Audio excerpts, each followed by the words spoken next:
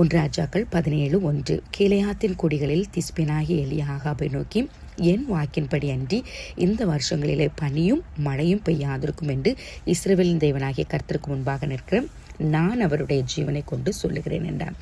நம்ம ஆண்டவர் செய்த மிராக்கிள்ஸ், அற்புதங்களை நம்ம பார்த்தோம். அதன் பிற்பாடு பழைய ஏற்பாட்டில் நடைபெற்றிருக்கிற அற்புதங்களை பார்த்துட்டு இந்த வாரம் முழுவதும் எலியாவினால் செய்யப்பட்ட அற்புதத்தை நம்ம பார்க்குறோம். அதில் இந்த அற்புதத்தை நம்ம பார்க்கும்போது அவர் இந்த இடத்துல திடீர்னு எலியா வருகிறார். அதுக்குடைய முன்பகுதிகள் நம்ம பார்த்தோம்னா ராஜாக்கள் அவங்களுடைய காலத்தில் நடைபெற்ற காரியங்களை குறித்து பார்த்து கொண்டிருக்கிறோம். இந்த இடத்துல அவர் வராரு. அவர் சொல்றாரு, எலியா ஆகாபை நோக்கி, என் வாக்கின்படி அன்றி இந்த வருஷங்களிலே பனியும் மழையும் பெய்யாதிருக்கும் என்று சொல்லுகிற அந்த காரியத்தை பார்க்குறோம். இந்த ஆகாபுடைய மனைவி எசபேல் இவங்க விக்கிரக ஆராதனை பண்ணி கொண்டிருக்கிறாங்க. விக்கிரகத்துக்கு செய்ய வேண்டிய காரியங்களை செய்து அங்கு ஆண்டோடைய தீர்க்கதரிசிகளை கொல்லுகிற காரியங்கள், இப்படிப்பட்ட ஒரு சூழ்நிலைக்குள்ளாக இருக்கும்போது தான் இந்த வார்த்தை திஸ்பியனாகிய ஆகாபுடைய வாயிலிருந்து புறப்படுகிறது.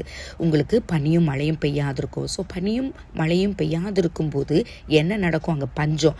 அந்த பஞ்ச காலத்தில் தான் நம்மளுடைய வாழ்க்கையில் பின்பகுதியில் நம்ம பார்க்குறோம். அடுத்த மழை வருகிறது வரை அநேக அற்புதங்கள் நடைகிறத பார்க்குறோம். குறிப்பாக இந்த இடத்துல இயற்கையினுடைய காரியம் நிறுத்தப்படுகிறது. மழை பனி நிறுத்தப்படுகிற ஒரு காரியத்தை பார்க்குறோம்.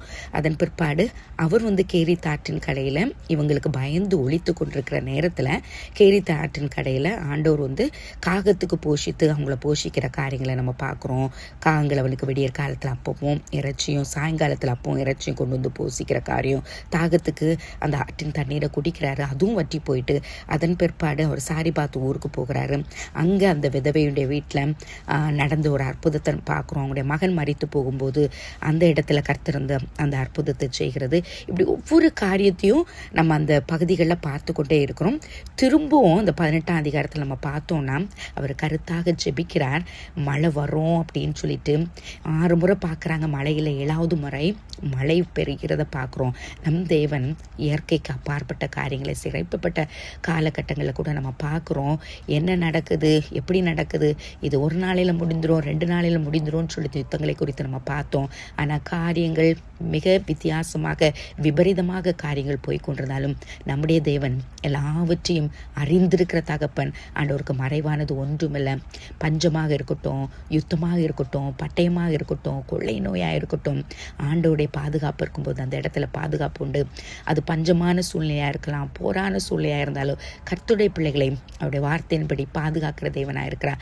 மகா உன்னதமானவருடைய மறைவில் வரும்போது அவர் எல்லா இயற்கைக்கும் அப்பாற்பட்ட காரியங்களை நமக்காக செய்து நம்மை எல்லா சத்துருடைய எய்யும் அம்புகளுக்கும் விலைக்கு மீட்டு பாதுகாத்து வழிநடத்த வல்லவராக இருக்கிறார். இந்த இடத்துல எலியாவை பார்க்குறோம். யாக்கோபு 5:17 சொல்லப்பட்டிருக்கு. அவர் கருத்தாக ஜெபிக்கும்போது ஆண்டவர் அந்த ஜபத்தை கேட்டு பதிலை கொடுக்குறாரு. மழை பெய்யக்கூடாதுன்னு சொல்கிற நேரத்தில் மழை பெய்யலை, மழை பெய்யணும்னு சொல்லும்போது பெய்யறதை பார்க்குறோம். அந்த அளவுக்கு கர்த்தர் நம்ம வல்லமையில் நிரப்பப்படணும்னா எல்லா சூழ்நிலையிலும் ஆண்டோடைய சமூகத்தில் நம்ம காத்திருக்கும்போது கர்த்தர் நமக்காக யாவற்றையும் செய்து முடிக்க வல்லவராக இருக்கிறார். ஸோ அந்த எலியாவின் தேவன் நம் தேவன். எந்த சூழ்நிலைக்குள்ளாக நம்ம கடந்து சென்று கொண்டிருந்தாலும் அங்கும் அற்புதத்தை கர்த்தர் செய்து நம் மூலமாக செய்ய நினைத்த காரியங்களை செய்ய வல்லவராக இருக்கிறார். ஸோ அவரே தொடர்ந்து பிடித்து அவர் பெரிய காரியங்களை செய்வார். எந்த ஒரு காரியத்தில் நம்ம வறட்சி காணப்படுகிறதோ, அது ஒரு வனாந்திரமான ஒரு வாழ்க்கை காணப்படுகிறதோ, அந்த காரியத்தை இந்த நாளில் ஆலயத்தில் போய் ஆண்டவரே, இந்த காரியத்தில் நான் செழிப்பாக இருந்தேன், ஆனால் இந்த காலகட்டங்களில் வறட்சி நிலத்துக்கு சூழ்நிலைக்கு நேராக போய் கொண்டிருக்கிறேன். அந்த எலியாவின் ஜெபம் கேட்டு பதிலளித்து அந்த பஞ்ச காலத்திலையும் போஷித்தீங்க, வழி நடத்தினீங்க.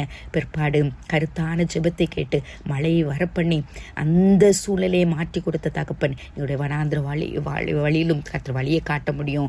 அந்த இடத்திலும் ஆறுகளை கர்த்தர் எங்களுக்கு காண்பித்து எங்களுக்கு அந்த இடத்துல ஒரு செழிப்பை தர முடியும்னு சொல்லிட்டு ஆண்டோடைய சமூகத்தில் நம்ம ஒப்பு கொடுப்போம். வேண்டிடும் பக்தர்களின் ஜெபம் கேட்டேன், பனிமழை நிறுத்தினார் வல்ல தேவன். பஞ்ச காலத்தில் விதவை வீட்டில் பாத்திரங்களை அவர் ஆசீர்வதித்தாம். பஞ்ச காலத்தில் விதவை வீட்டில் பாத்திரங்களை அவர் ஆசீர்வதித்தாம். கர்த்தரே தேவன், கர்த்தரே தேவன், என்றே ஆர்ப்பரிப்போம். கர்த்தரே தேவன், கர்த்தரே தேவன், என்றே ஆர்ப்பரிப்போம். ஆம் தகப்பனே, எலியாவின் தேவன் எங்கள் தேவன், நீர் வல்லமையின் தேவன் அப்பா. தாசர்களின் ஜெபம் கேட்டு வல்லபெரும் காரியம் செய்கிற தேவன். இந்த நாளிலும் அப்பா எங்களுடைய சூழ்நிலையில் கர்த்தர் அறிந்திருக்கிறீங்க அப்பா. எங்களுடைய ஜெபத்தை கேட்டும் வல்லபெரும் காரியங்களை செய்க வல்லமையுள்ள தகப்பனுடைய பாதத்தில் இந்த காலை நேரத்தில் வந்து நிற்கிறோம் அப்பா. எந்தெந்த இடத்துல வறட்சிகள் காணப்பட்டாலும், எந்தெந்த இடங்கள் சுவாமி தலைகீழாக மாற்றப்பட்டு கொண்டிருந்தாலும், எந்தெந்த சூழ்நிலைகள் அப்பா எங்களுக்கு எதிரடையாக காணப்பட்டாலும் அப்பா, எங்கள் தேவன் வல்லமையுள்ள தேவன், வேண்டிடும் பக்தர்கள் ஜெபம் கேட்டு பதில் தருகிற தேவன். அந்த நாளில் சுவாமி பகாலின் தேவர்களுக்கும் ஆண்டவரே எங்கள் தேவனுக்கும் அப்பா உள்ள வித்தியாசத்தை உண்டாக்கப்படும்படிக்கு கர்த்தாவே, அங்கு பலி செலுத்தப்பட்ட நேரத்திலும் அப்பா எலியாவின் தேவன் பெரிய தெய்வம் என்பதை மக்கள் அறிந்து கொள்கிற அளவுக்கு அற்புதங்களை செய்த தகப்பனப்பா. எல்லாவற்றுக்கும் மேலாக எங்கள் தேவன் சுவாமி எங்களுடைய வாழ்க்கையிலும் அப்பா இம்மட்டும் வல்லபெரும் காரியங்களை செய்த தகப்பன். இந்த நாளிலும் இனி வருகிற காலங்களிலும் சுவாமி எங்களுடைய வாழ்க்கையில் காணப்படுகிற வறட்சிகளை மாற்றி சுவாமி கருத்தாக செய்யப்படுகிற ஜபங்களுக்கு பதில் தந்து எங்களை ஆசீர்வாதத்தை நடத்த போகிற கிருபைகளுக்காக நன்றி. எங்களையும் மற்றவர்களுக்கு ஆசீர்வாதமாக எடுத்து பயன்படுத்த போகிற கிருபைகளுக்காக நன்றி தாழ்த்துகிறோம். எங்களுடைய உடன் பிறப்புகள், எங்களுடைய பெற்றோர், எங்களுடைய சுவாமி உற்றார் உறவினர்கள், நண்பர்கள், எங்களுடைய சுவாமி திருச்சிபேடைய மக்கள், தேசத்தின் ஜனங்களுடைய கரத்தில் ஒப்புக் கொடுக்கிறோம். எலியாவின் தேவன் நீங்கள் எழுந்தருளி எந்தெந்த காரியங்களை சுவாமி முடிவு கொண்டு வர வேண்டுமோ முடிவுகளை கொண்டு வந்து ராஜா, தேசங்களின் சேமத்தை கொண்டு வந்து குடும்ப சமாதானத்தை தந்து கர்த்தனை வழிநடத்த போகிற கிருபைகளுக்காக நன்றி. நாலு ஆலயத்தில் சென்றோமே நாங்கள் தொழுது சேவிக்கும் போது எங்கள் அற்புதங்களை கண்டுகொள்ள, அடையாளங்களை பெற்றுக்கொள்ள, வார்த்தைகளை பெற்றுக்கொண்டு உயிர் பெற்று சாற்றுள்ள ஜீவிதம் பண்ண கர்த்தங்களுக்கு கிருபை தரப்போறதாய்க்காக நன்றி ஒப்பு கொடுக்குறோம். ஏசு கிறிஸ்துவிலே கேட்கிறேன் ஜீவன நல்ல தகப்பனே, ஆமென்.